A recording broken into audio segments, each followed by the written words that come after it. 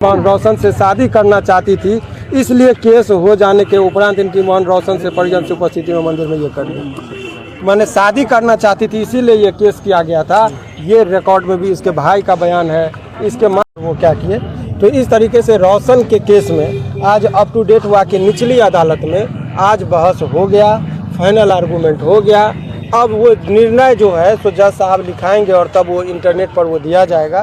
तो आज शाम तक में आप लोगों को पता चल जाएगा कि अब इनके संबंध में यदि वो एज प्रमाण पत्र, चूँकि हमने एक ऐसा मांग कर दिया है कोर्ट में कि इनको बेल के साथ साथ जो पीड़िता ने झूठा और फर्जी सर्टिफिकेट बनाया था उनको जेल होना चाहिए। तो इसके संबंध में वो न्यायालय को यदि लगेगा कि नहीं यहीं से हमको करना है तो ठीक है, अन्यथा उनको लगेगा कि नहीं हाई कोर्ट से भी वो संदर्भ ले, चूँकि ये तो प्रमाणित हो गया कि उसने फर्जी प्रमाण पत्र लगाया था। ये जितना भी रिकॉर्ड है कहिएगा तो एक पैराग्राफ डायरी वाइज जब आप लोग आइएगा तो आपको हम बता देते हैं कि देखिए 3-4 पैराग्राफ है। लड़की के माता पिता का भी बयान है। उसने भी ये कहीं नहीं कहा कि हमारी बच्ची के साथ दुष्कर्म हुआ। उसने कहा कि ये प्यार मोहब्बत करती थी, शादी करना चाहती थी, लड़का शादी से इनकार कर दिया, इसीलिए ये गलतफहमी में केस कर दी।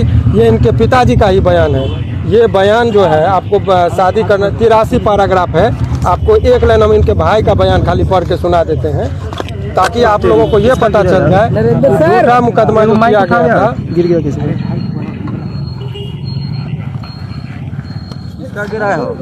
देखिए 83 एक मिनट रुक जाइए, आप लोग को हम वो दिखा दे रहे हैं।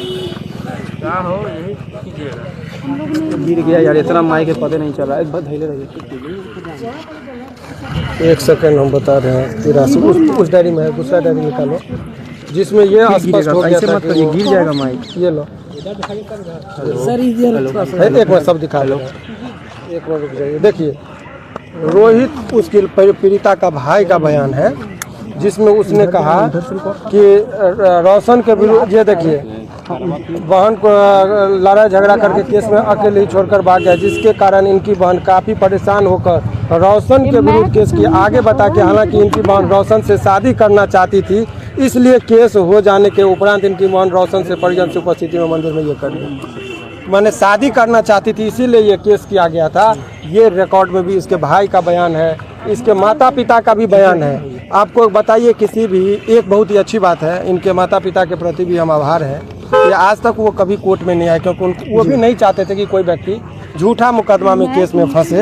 इनके इसमें डायरी जब पुलिस उनके माता पिता के पास गई, अब किसी भी व्यक्ति के साथ इतना बड़ा घटना किसी के बच्ची के साथ हो जाएगा तो उसके माता पिता सबसे आगे रहेंगे जी। लेकिन लड़की के माता पिता ने कोर्ट में भी और थाना पर भी आने से इनकार कर गए और वो बोले कि नहीं इस तरह का केस जो है हम बहुत पुलिस लिखती है कि हम बहुत खुशामद किए कि बयान दीजिए आपके बच्ची के साथ क्या हुआ। तब बोली कि ये प्यार मोहब्बत था, शादी नहीं किया इसीलिए हमारी बच्ची ने केस कर दी।